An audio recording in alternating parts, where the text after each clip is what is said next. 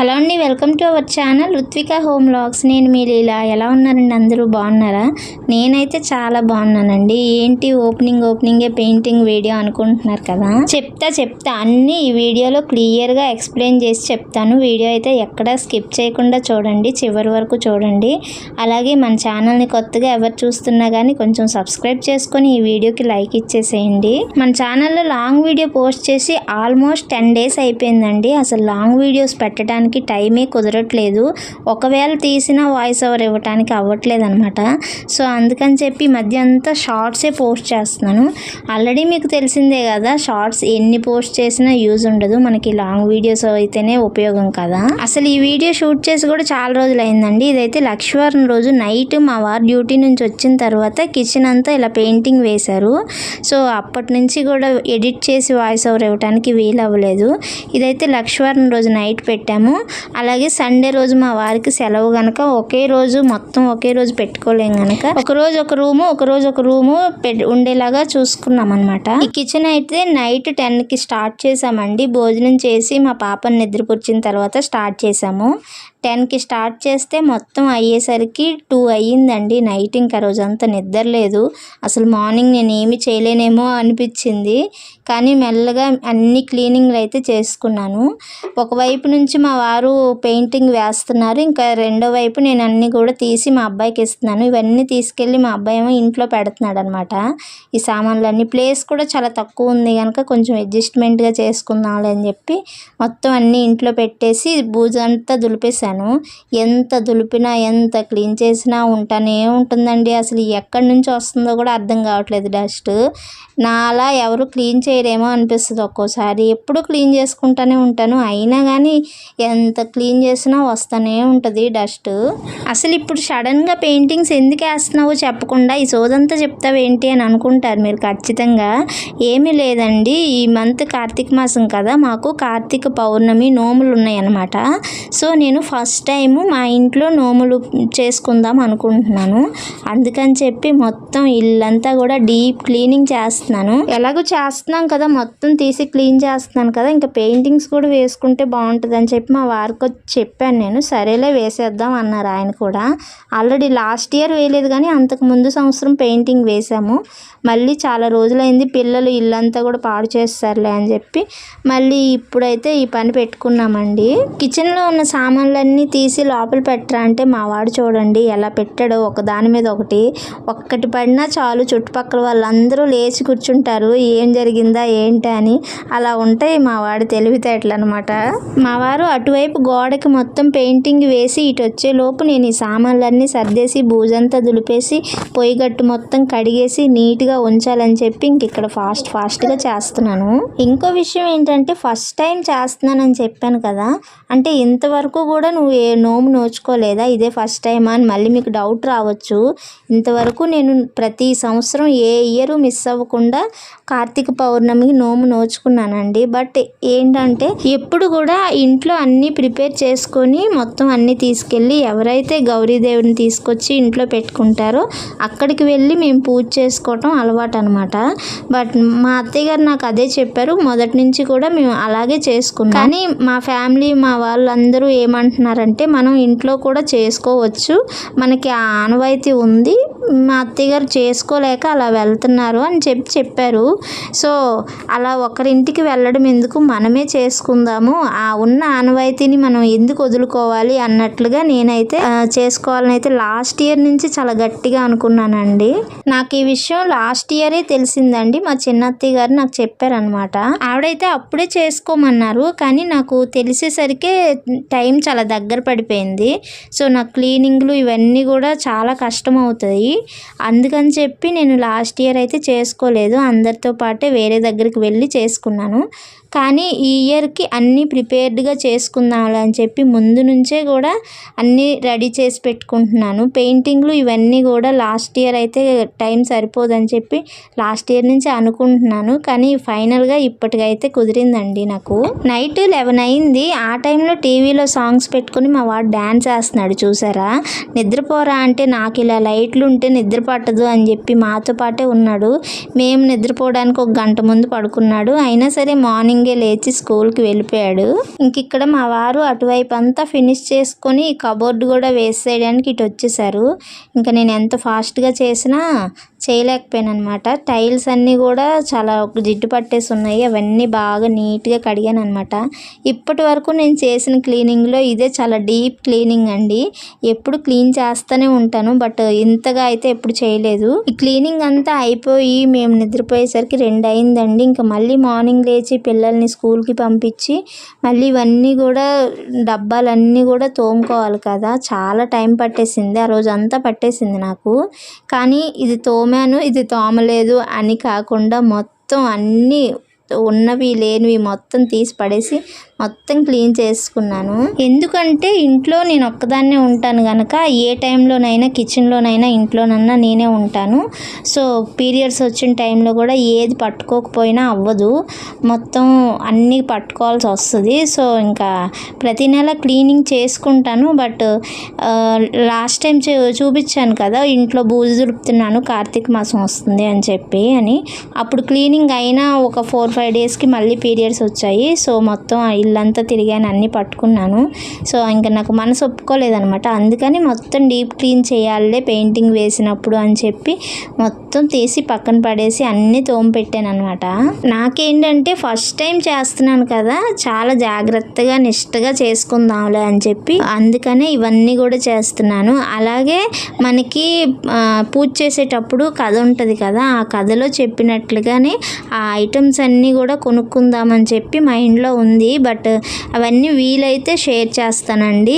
ఎందుకు అంటే last time కూడా నేను కొన్ని షార్ట్స్లో చెప్పాను, 2 టైమ్స్ నాకు ఎక్స్పీరియన్స్ అయింది. ఈ కార్తీక మాసంకి పౌర్ణమికి వీడియో తీస్తే మా గౌరీదేవి ఒప్పుకోదండి. అది ఎలా ఎక్స్పీరియన్స్ అయింది అనేది మీకు ఈ వీడియోలో క్లియర్గా చెప్తాను.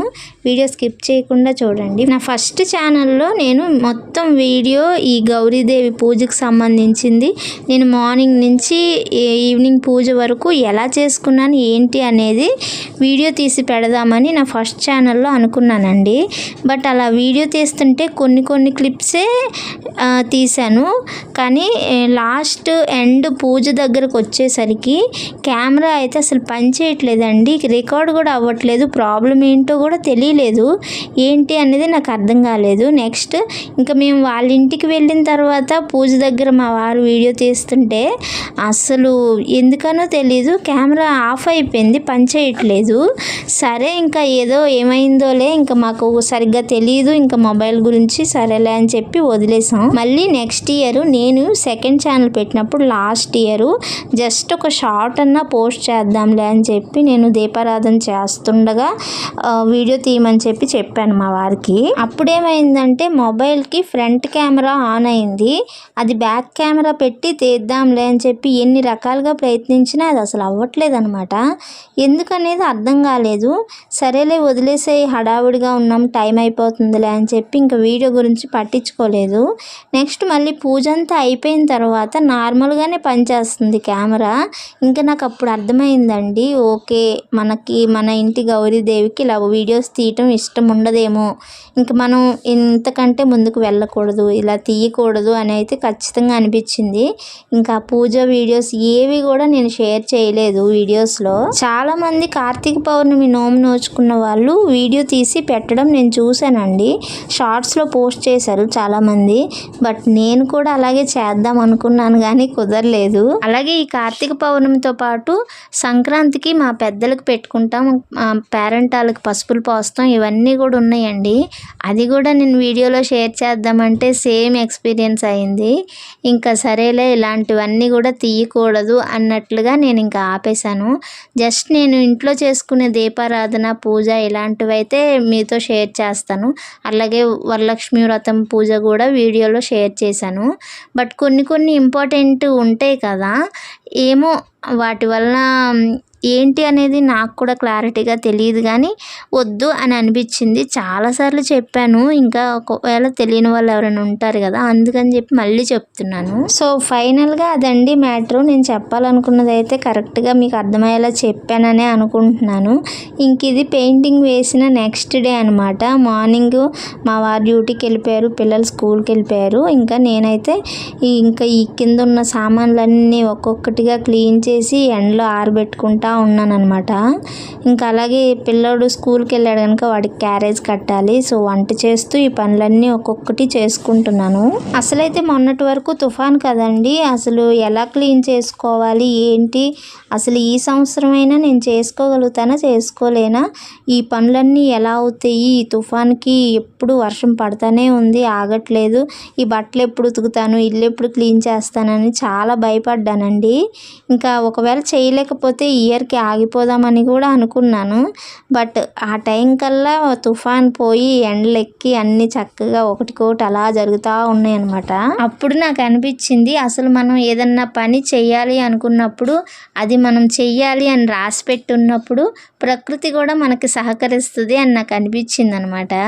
సో అన్ని పనులు చకచకా చేసుకుంటూ ఆ రోజంతా ఈవినింగ్ వరకు క్లీనింగ్ పనే సరిపోయిందండి నాకు. ఇంకా కిచెన్ మొత్తం క్లీన్ చేసేసి డబ్బాలన్నీ తుడిచి పక్కన పెట్టేసి అన్నీ అయ్యేసరికి ఈవినింగ్ 5 అయిందండి. ఇంకా 5 అయ్యేసరికి చాలా నీరసం అనిపించేసింది.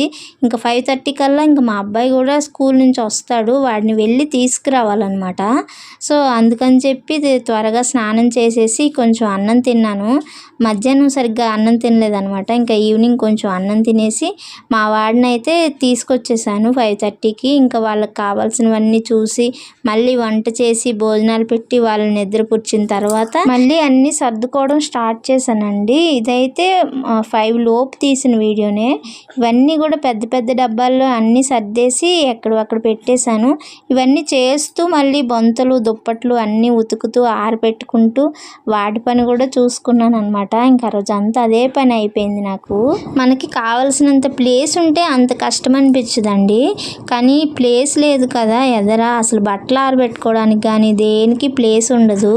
సో దానివల్ల ఎక్స్ట్రా పని అయిపోయింది అనమాట. ఇంకా ఇంట్లో పనులన్నీ అయిన తర్వాత నైట్ మా వాళ్ళు అక్కడ నిద్రపోయిన తర్వాత ఇవన్నీ క్లీన్ చేసుకొని ఇందులో ఉప్పులు కారాలు అన్నీ పెట్టేసుకున్నాను. ఎందుకంటే మళ్ళీ మార్నింగ్ లేచిన నుంచి మళ్ళీ వంటలు ఇవన్నీ ఉంటాయి కదా, అన్నీ ఏవి ఎక్కడ ఉన్నాయో కూడా అర్థం కాదు. అందుకని చెప్పి డబ్బాల్లో అన్నీ వేసేసి సర్దేసుకున్నాను. అసలు ఇంట్లో చేసే పనికి పైసా ఆదాయం ఉండదు, క్షణం తీరుకుండదు అంటారు కదండి, అదైతే 100% కరెక్ట్ అండి. అసలు ఏ పని చేయకపోయినా ఏది ఎక్కడది అక్కడే ఉండిపోద్ది. బట్ మనం ఒక్క పని చేయకపోయినా ఆ రోజు జరగదు అనమాట. కానీ మనం ఎంత పని చేసినా ఆ చేసిన పనికి వాల్యూ ఉండదు, బయటికి వెళ్ళి డబ్బులు తెచ్చే పనికే వాల్యూ ఉంటుంది. మనం ఇంట్లో కూర్చొని ఎంత పని చేసినా ఎవరికి కావాల్సిన వాళ్ళ కాళ్ళ దగ్గర తెచ్చి పెట్టినా మనకి వాల్యూ ఉండదు, మనం చేసే పనికి వాల్యూ ఉండదు. ఎంత చేసినా ఇంట్లో ఖాళీగానే ఉంటున్నావు కదా అని అంటూ ఉంటారు. ఒకవేళ మనం ఇంట్లో ఎంత పని చేసినా ఇంట్లో వాళ్ళు గుర్తించి మనల్ని అనకపోయినా మన చుట్టుపక్కల వాళ్ళైనా అంటూ ఉంటారు. ఖచ్చితంగా ప్రతి ఒక్కరికి రిలేట్ అయ్యే విషయం అండి ఇది మాత్రం. పొరపాటున ఎప్పుడన్నా నీరసంగా ఉండి ఒంట్లో బాగోక ఏదన్నా పని చేసుకోకుండా అలాగే వదిలేసామనుకోండి, ఆ రోజే చుట్టాలు రావడమో ఇంటికి ఎవరన్నా రావడమో జరుగుతూ ఉంటుంది అనమాట. ఇంట్లోనే ఉంటున్నావుగా ఈ పని కూడా చేసుకోలేకపోతున్నావా, అక్కడే వదిలేసామని అంటారు. ఇంతమందితో మాట పడుతూ ఇంట్లో ఉండాల్సిన అవసరం అయితే ఎవరికీ ఉండదండి. ఎవరు కూడా అలా అనుకోరు, ఏ హౌస్ వైఫ్ కూడా. ఇప్పుడున్న పొజిషన్లో ఏదో ఒక పని చేసుకుందాం, ఎంతో కొంత సంపాదించుకుందాం అనే మైండ్ సెట్తోనే ఉంటారు. బట్ అందరికీ అవ్వదు కదా, కొంతమందికి కొన్ని రిస్ట్రిక్షన్స్ ఉంటాయి పిల్లల్ని చూసుకోవాలని, కొన్ని ప్రాబ్లమ్స్ ఉంటాయి బయటికి వెళ్ళి మనం పని చేయాలంటే. సో వాళ్ళకు ఉండే ప్రాబ్లమ్స్ వల్ల కూడా బయటికి వెళ్ళకుండా ఇంట్లోనే ఉండిపోవాల్సి వస్తుంది. ఒక్కోసారి టైం కోసం కూడా ఎదురు చూడవలసి వస్తుంది. పిల్లల్ని వదిలేసి వెళ్ళలేని వాళ్ళు కూడా చాలా చాలా మంది ఉన్నారు. కానీ ఆడదానికి ఆడదే శత్రువు కదా. ఒక ఆడది ఖాళీగా ఉంటే ఇంకో ఆడది చూడలేదనమాట. ఏదో ఒకటి అనాలనిపిస్తూ ఉంటుంది. సో అవసరం లేని మాటలు అనవసరంగా ఇంకొకరిని అనటం అనేది కరెక్ట్ కాదండి. ఒకవేళ మన చుట్టుపక్కల అలా అనేవాళ్ళు ఎవరన్నా ఉంటే మనం తీసుకోకుండా ఉండడమే మంచిది. అనుకునే వాళ్ళు అనుకున్నట్లే పోతారు. వాళ్ళకి అలా జరుగుతుంది, మనకి ఇలా జరుగుతుంది అన్నట్టు మనం ఇగ్నోర్ చేయటం మంచిది. నాకు తెలిసి నేనైతే అలాగే చేస్తానండి. ఒకప్పుడు పట్టించుకునేదాన్ని, బట్ ఇప్పుడు పట్టించుకోవటం మానేశాను. ఎందుకంటే అలా పట్టించుకోవటం వల్ల అనవసరంగా బాధపడాల్సి వస్తుంది. దానివల్ల మనకి ఏ ఉపయోగం ఉండదు. వాళ్ళ మాటలు మనం పట్టించుకుంటే మానసికంగా మనం కృంగిపోతామండి. ఇంట్లో చేసుకునే పని కూడా చేసుకోలేమన్నమాట. సో మన పని ఏదో మనం చేసుకుందాం అనేవాళ్ళు అన్నట్లే పోతారు. ఇంకా వాళ్ళని పట్టించుకోకూడదు.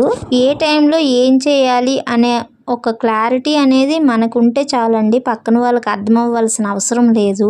సో ఆ ప్లానింగ్ ప్రకారం ముందుకు వెళ్ళిపోవటమే. అవసరం లేని మాటలన్నీ బ్రెయిన్లో పెట్టుకోకుండా ఉంటేనే మంచిది. నేను కూడా ఒకప్పుడు ఇలాంటివన్నీ పట్టించుకొని అనవసరమైన హెల్త్ ఇష్యూస్ అన్నీ తెచ్చుకున్నాను అనమాట. సో వాటన్నిటి వల్ల నేను పడిన ఇబ్బందులు అవన్నీ కూడా చాలానే ఉన్నాయి. సో అవన్నీ ఎక్స్పీరియన్స్ చేసిన తర్వాత మీకు చెప్తున్నాను. పట్టించుకోకండి, ప్రశాంతంగా ఉండండి, మీ పని మీరు చేసుకోండి. ఫైనల్గా ఈ వీడియో అయితే ఇంతేనండి. మా కిచెన్ క్లీనింగ్ అయితే ఫైనల్గా పూర్తయిపోయింది. నేను చాలా విషయాలే చెప్పాను, చాలా నా గురించే నేను చెప్పుకున్నాను. సో మీకు ఎవరికన్నా నచ్చితే ఇంట్రెస్ట్ ఉంటే చిన్న లైక్ ఇచ్చేసి సబ్స్క్రైబ్ చేసుకొని వెళ్ళండి. అలాగే మరో మంచి వీడియోతో అయితే మీ ముందుంటానండి. అంతవరకు సెలవు. ఈ వీడియో మొత్తం చూసిన తర్వాత మీకు ఏమనిపించింది అనేది నాకు కామెంట్ సెక్షన్లో కామెంట్ చేయండి. ఇప్పటి వరకు నేను మాట్లాడిన మాటల్లో ఏమన్నా తప్పులు, ఏమైనా పొరపాట్లు ఉంటే పెద్ద మనసు చేసుకుని క్షమించేసేయండి. ఎందుకంటే ఎవరిని ఉద్దేశించి కాదండి, జనరల్గా ప్రతి ఒక్కరి లైఫ్లో ఇలానే ఉంటుంది. అందుకని చెప్పాను అనమాట. అలాగే వీడియో నచ్చితే సబ్స్క్రైబ్ చేసుకోండి. బాయ్.